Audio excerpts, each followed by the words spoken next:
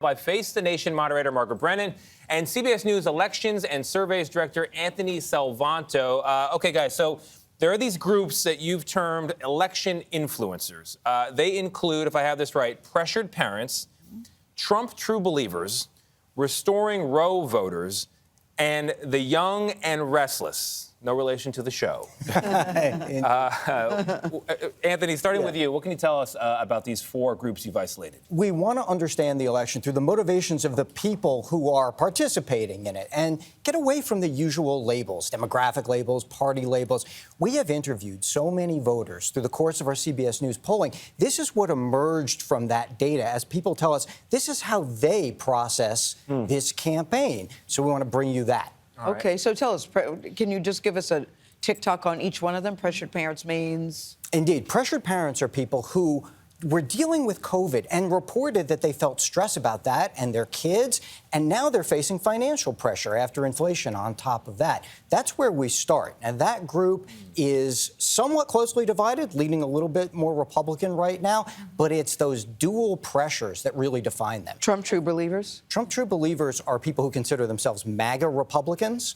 And they don't like the direction of the country. They want the party to be loyal to the former president, and they're really the center of gravity in the Republican Party right now. Restoring Roe voters? Restoring Roe, very simply, single-issue voters on abortion. These women say that is what is motivating them. And my favorite category, not related to the show, as Tony pointed out, the young and the restless. Young and the restless. I call this is a turnout story for the ages, which is to say they're not the largest group in the electorate, but they could really matter if they show up.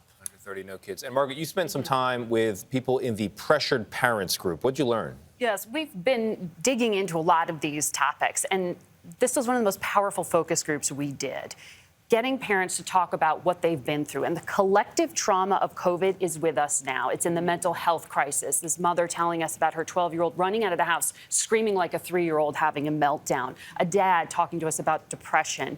We are just starting to kind of measure what it's done to us. Mental health. Also, you can measure it in the education crisis. Reading level decline for 9-year-olds has declined by the largest margin in more than 30 years, according to the Education Department. 100,000 caregivers gone. And then the cost you pay has gone up. There are very real stresses, and we've seen this erupt politically in school board meetings getting violent over what's even taught in the classroom.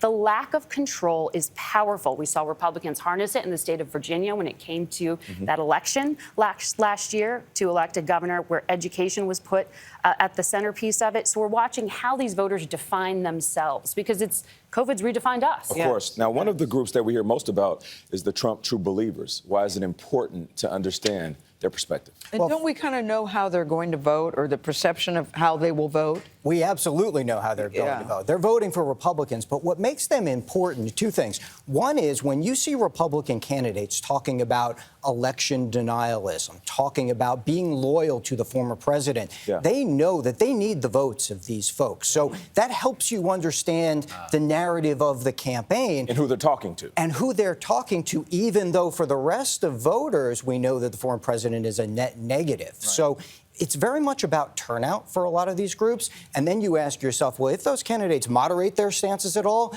do some of these folks stay home? And that people get caught up in hearing, certain narratives. And they say, well, they're isolating many of us. But it's not that they're isolating many of us. They are speaking to their core audience. Exactly.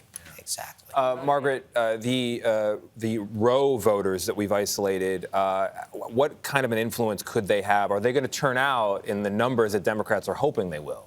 Well, Anthony's been tracking that very carefully, and on Sunday's Face the Nation talked about the momentum stalling for Democrats on the back of what had been a really engaging momentum for them. But what we've seen is that for this midterm election, it's not just a referendum on the president and his party. This issue is literally on the ballot in at least 5 states. So when we talk about turnout, that could matter. That could be an influence there. And when you look at what happened back in August, if you remember, in the traditionally conservative state of Kansas, people were surprised when the overwhelming vote was to hold on to abortion access. So this is a new dynamic. And for years, abortion had been, and you could speak to that as well, that a single issue voter platform for the other side. Yeah. And so now Democrats are hoping, and you heard President Biden just yesterday come out and say his first legislative priority in a new Congress, if Democrats win, will be trying to create a law to protect abortion access, something that hadn't been done in 50 years. They're trying to motivate people to turn out. No one can see into the 20 future, days but and you- counting for the Yeah. election. It's going to be a long night for all of us. We Looking forward to appreciate it. you Long coming night, in long week. and making Yes. this information digestible. Thank you so much, thanks, Margaret guys. Brennan and Anthony Salvanto. Thank you.